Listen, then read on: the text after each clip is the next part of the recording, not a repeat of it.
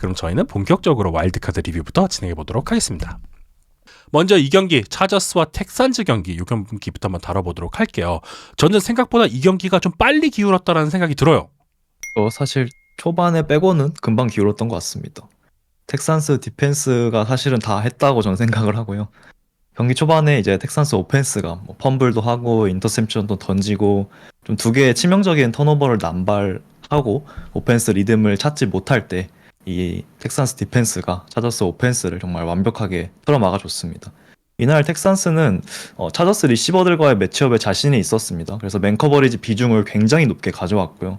특히 뭐 필드 중앙을 잠그면서 맨커버리지를 붙이는 이제 커버원 빈도를 굉장히 높게 플레이했던 것 같아요. 그래서 계속된 맨커버리지, 뭐 전방에서는 4맨, 5맨 조합으로 하버트를 밀어붙이니까 이거는 차저스 리시버진들이 전혀 이겨내지 못하면서 완전히 미스매치가 나오고 말았습니다.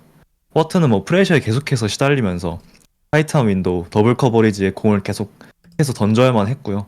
그 결과 지금 한 시즌 내내 던진 인터셉션보다 더 많은 4개의 인터셉션을 던지고 말았죠. 그래서 경기를 복귀하면서 느낀 점은 허버트가 여기서 무엇을 할 수 있었을까? 저는 이런 생각이 조금은 들더라고요. 정말 대부분의 플레이에서 리시버들이 막혀 있었고 쿠엔틴 존스턴이라는 선수는 5번의 타겟에서 단 한 번의 캐치도 기록하지 못했고요.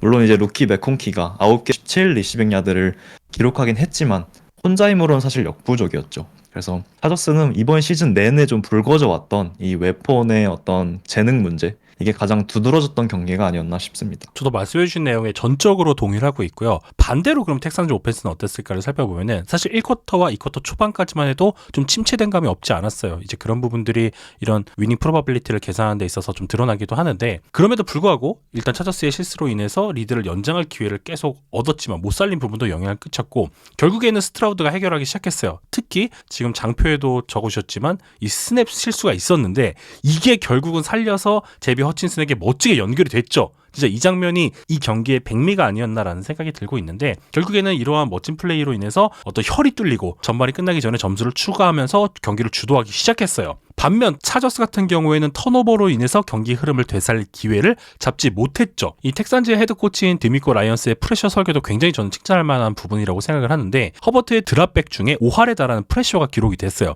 특히 윌 앤더슨과 드닐 헌터가 엣지에서 진짜 파괴적인 패스 러셔를 가했는데 이게 굉장히 주요했죠. 그러다 보니까 두 선수의 활약으로 인해서 주로 이 텍산즈는 포맨 러쉬를 전개를 했는데 이게 잘 먹혀들었어요. 25.7%만 블리츠를 썼다는 뜻인데, 이 말인 즉슨 충분한 인원이 뒤에서 패스 커버리지를 하는데 더 많이 투입이 되었고, 상대적으로 리시빙 퀄리티가 떨어지는 차저스의 타겟들은 더 패스를 잡기 어려운 그런 환경이 만들어졌습니다.